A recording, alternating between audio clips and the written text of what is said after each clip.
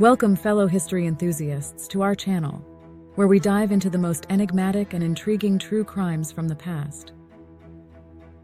Today we're unraveling the legend of a woman whose story has been whispered through the halls of time, a tale of nobility, rebellion, and crime. This is the story of Lady Katherine Ferrers, a 17th century noblewoman whose name would become synonymous with one of England's most infamous figures, the Wicked Lady. But who was Katherine Ferrers really? What drove a woman of privilege to a life of highway robbery? And what truth lies beneath the layers of legend that have enshrouded her for centuries? Let's journey together into the life of Lady Katherine Ferrers and uncover the secrets that transformed her from an heiress to an outlaw. To truly understand Lady Katherine Ferrers, we need to first step back into the tumultuous landscape of 17th century England. This was a period marked by the English Civil War, a conflict that tore the nation apart and left even the wealthiest families vulnerable to financial ruin and political downfall. Katherine was born in 1634 into a life of privilege as the daughter of Knight Ferrers and Lady Jane Ferrers. The Ferrers family was steeped in nobility, owning significant estates, including the grand manor of Mark Yates Cell in Hertfordshire. However, Katherine's life took a tragic turn early on. By the age of 10, she had lost both of her parents, leaving her a wealthy orphan in the care of her stepfather, Sir Simon Fanshawe. The civil unrest during this period played a critical role in shaping Katherine's future. The Ferrers family's royalist sympathies meant they were on the losing side of the war, which led to the sequestration of their estates.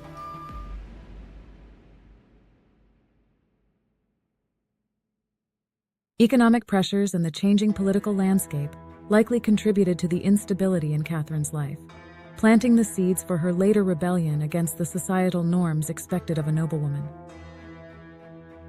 At the age of 14, Katherine was married to Sir Thomas Fanshawe, a union that was likely arranged to secure the family's status and wealth. Yet despite this marriage, Katherine's life was far from secure or stable. Sir Thomas was often away, leaving Katherine alone at their estate. The isolation and the weight of societal expectations as a wife, and eventually as a widow, may have contributed to her feelings of entrapment. The political and economic pressures that plagued the Ferrers and Fanshawe families could have driven Katherine to seek a different kind of thrill, one that stood in stark contrast to the life of duty and decorum expected of her.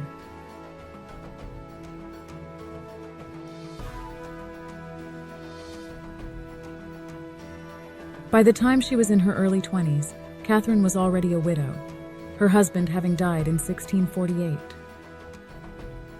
This widowhood, coupled with the hardships following the Civil War, left Katherine in a vulnerable position. But instead of retreating into the conventional role of a grieving widow, Katherine chose a path that would forever alter her legacy. She turned to a life of crime.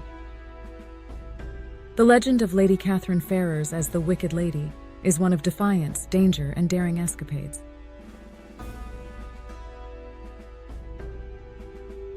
According to the tales, Katherine took to the roads of Hertfordshire at night, disguised as a masked highwayman, robbing wealthy travelers of their valuables.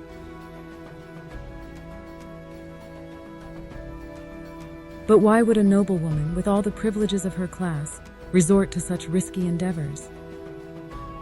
One theory suggests that Katherine's motivations were driven by a mix of financial desperation and a yearning for excitement.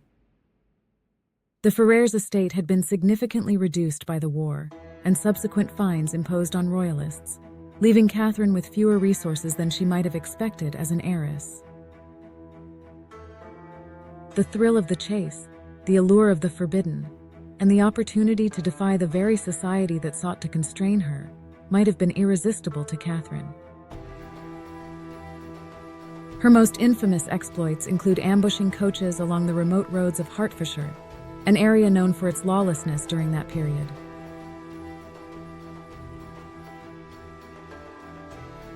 In these tales, she is often depicted as a cunning and fearless figure, her beauty and charm hidden behind the mask of a highway robber. One of the most famous stories involves her robbing a coach carrying a wealthy merchant, a crime that added to her notoriety and cemented her reputation as the Wicked Lady. As Katherine's reputation grew, so did the legend of the Wicked Lady. Her name struck fear into the hearts of travelers, yet there was also a sense of fascination with this mysterious figure. Society was divided in its views of her. Some saw her as a romanticized version of an outlaw, a female Robin Hood of sorts, while others viewed her as a dangerous criminal who needed to be stopped at all costs. Local authorities and bounty hunters launched numerous efforts to capture her, but Katherine's knowledge of the countryside and her ability to blend back into her noblewoman's life during the day allowed her to evade capture. Her cunning and audacity made her a figure of legend long before her death. However, the thrill of her double life could not last forever. The circumstances surrounding Lady Katherine Ferrers' death are as mysterious as her life. According to some accounts, Katherine met her end in a dramatic shootout, fatally wounded during one of her nighttime escapades. Others suggest she died in a more tragic manner, possibly in an accident while attempting to escape her pursuers. Some versions of the story even suggest she died alone at her estate, her crimes catching up with her in her final moments.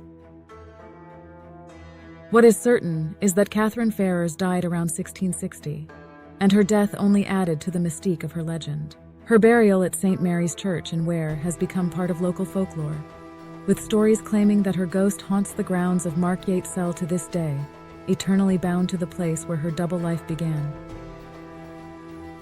The legend of the Wicked Lady has endured for centuries, firmly embedded in English folklore. Katherine Ferrers' story has inspired numerous adaptations in literature, film, and television. The most notable of these is the 1945 film, The Wicked Lady, which romanticized her life as a glamorous and tragic figure. Her tale has been retold countless times, each version adding new layers to the mythos surrounding her. In the local culture of Hertfordshire, the memory of Katherine Ferrers is still alive, with sites like Markyate Cell attracting visitors intrigued by the legend. Her story has evolved over time, with some modern interpretations viewing her not just as a criminal, but as a symbol of rebellion against the rigid constraints imposed on women of her time.